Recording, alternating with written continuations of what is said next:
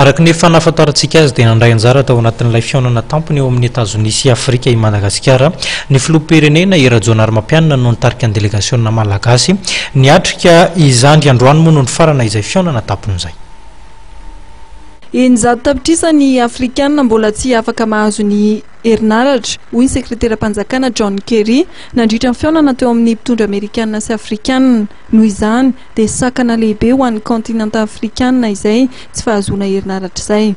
Nambarany fa hanome vola 3.3 miliara dolara amerikanina ho an'ny Afrika États-Unis ho fanampiana amin'ny famatsiana herinaratra.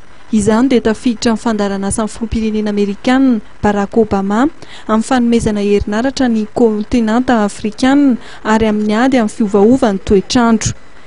Nifantoka tamin'ny loha hevitra efatra lehibe ity fihaonana tampony États-Unis sy Afrika ity ka niompana amin'ny tontolo fandrarana ty Afrika izany. Nasain'ny filoham-pirenena Amerikanina Barack Obama ho tonga tao amin'ny toeram-piasany sy fonenany ireo mpitarika ny Afrika rehetra ka ny filoham-pirenena Rajonar Ramampianina mivady no nisolitena ny firenena malagasy.